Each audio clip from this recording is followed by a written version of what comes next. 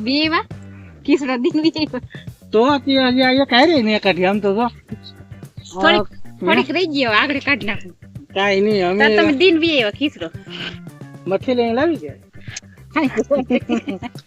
કઈ વિવિધ નહીં એકથી કિસરો દિન વિયેવા તો એ કાઢ ને કાઢી એમાં તાર લુગડા લેવા થોડીક રહી ગઈ તો ઘણું ઓલું કર્યું પણ નીંદ નહીં તો હું કરું વીન તો ફાવે કે કોઈ દી વીનો કે કપા કોઈ દી વીનો જ નહીં કપા તો બહુ ને વીનો ને વીનો તો હવે એ તો ઘણું બાકી છે હવે આખી હેર તો આવી ગઈ આ હવાર દિન એટલી થેલી ભરી છે ને તો હવાર દિન એટલી થેલી આમ તો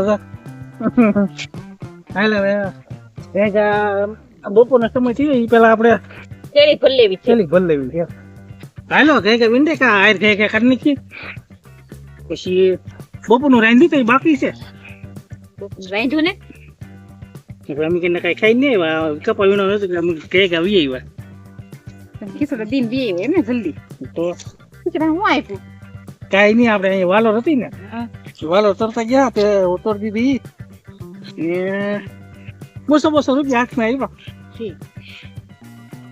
હા એ તો ઓલા શક્તિ ભક્તિ કાલ તો શિહેર છે કાલ શિહેરની રજા રાખવાની છે કે શિહેરની તો રજા નહીં રાખો તો કુતરા રોટલા તો નીરવા જાય ને કુતરા રોટલા ખાવા ઉભા થી રોટ બાંધી નીર દેવ તો કઈ બનાવ્યું કે લાડવા ને એવું બધું સાંજે એ બધું સાંજે બનાવશું થોડોક એવો લાડવા શું બનાવવાનું લાડવા બનાવશું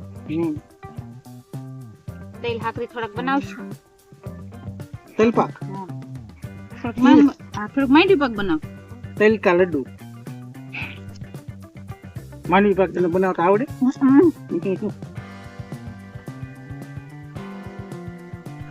આ લાલપન છોકરો જે આયા લાગે સવાર દિન બોલા ભણવા નહીં છે હે ખેની રજા આવી છે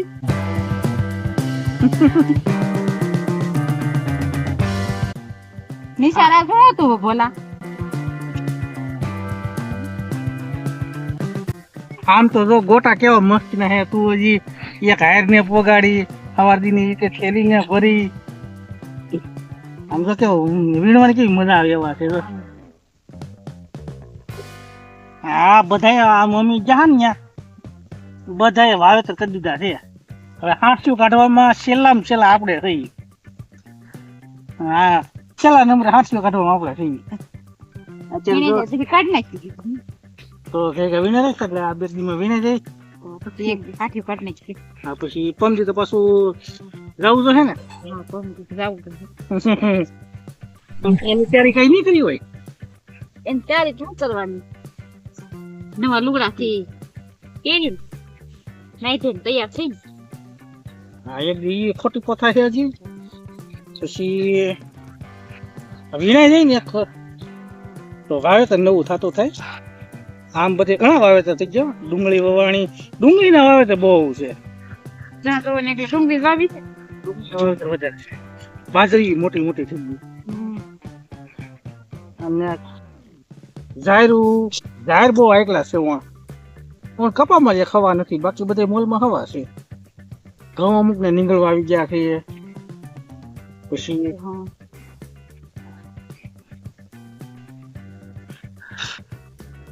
આવા વરખડા કેમ આવતા છે કોણ ખબર આવા વરખડા બહુ એમાં કઈ આવે નહીં ને નચ્છા થાય ને આ હે ને આમ મુઠ્ઠીઓ કપા પેલા વાવતા માણા મુઠ્ઠીઓ કપા અત્યારે આપણે પોલ કહીએ ને પોલ ગાડલાની ને ગોદડાની ને મઠિયા કપામાંથી પોલ થાય મઠિયા કપામાંથી ગાડલા થાય ગોદડા થાય એનું રૂ હાવ કૂણું હોય ફૂલે આમ આ કપાનું રૂ છે ને એ દબાઈ જાય પણ જે આ મઠિયા કપાનું છે આમ જોકે આ તો હજી ઝીણકી ગોટ કરીને ગોટા આવા થાય જેમ આપણે દબાવીએ એમ ફૂલે આમાંથી કપાસા નીકળી જાય પછી એનો ઓશિકા ગાડલામાં ઉપયોગ લેવામાં આવે ને આ કપાસના કપડા બને એ કાપડમાં ઉપયોગ લેવામાં આવે આનો આ કપાસ હવે મઠિયા કપા બહુ ઓછા થાય છે, નકર પેલા મઠિયા કપા બહુ થતા.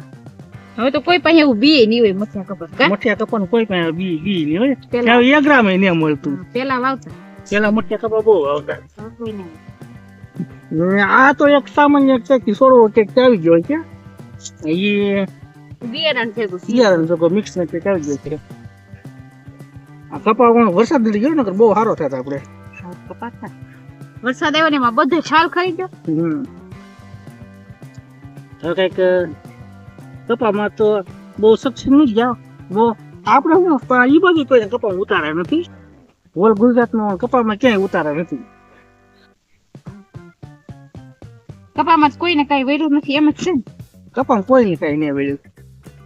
આપણે તો ઠીક ઠીક છે. આમ અમુક જગ્યાએ તો અમુક ખેડૂત બહુ નુકસાની છે ચોમાસામાં.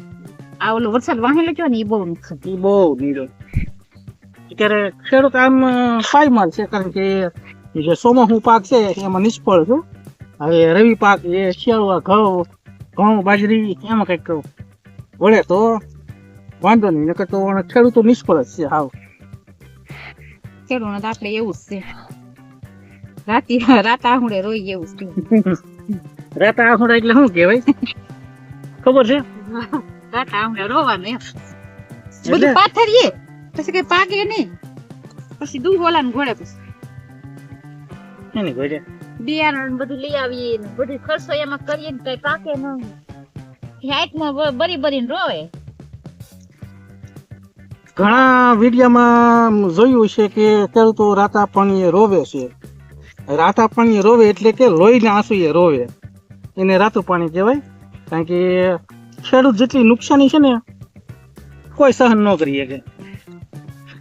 તો વેપારીને 5 લાખનું રોકાણ કર્યું હોય ને એમાં નુકસાની જાય 5 લાખની, તો ઘણી એને ટેન્શન વધી જતું હોય છે. રાતની નીંદર ન આવે.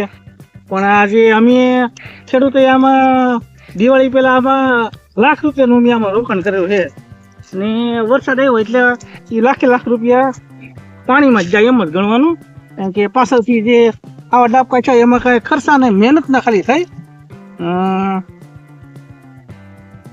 વીઘે 5 મણ કપા છો એટલે જે લાખ રૂપિયાનું રોકાણ કર્યું એમાંથી અડધા છે. તો જો કોઈ કંપનીવાળાને ફેક્ટરીવાળાને આ રીતનું નુકસાન થયું હોય ને તો એને ડૉક્ટર પાસે જવું પડે.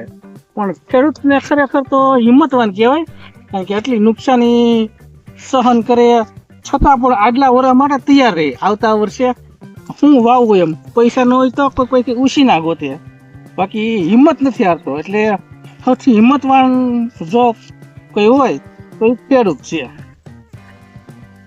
એ તો ખેડૂત પાસે હિંમત છે એટલે કોઈ પાસે આ ખેડૂત માટે રાખો નભે છે.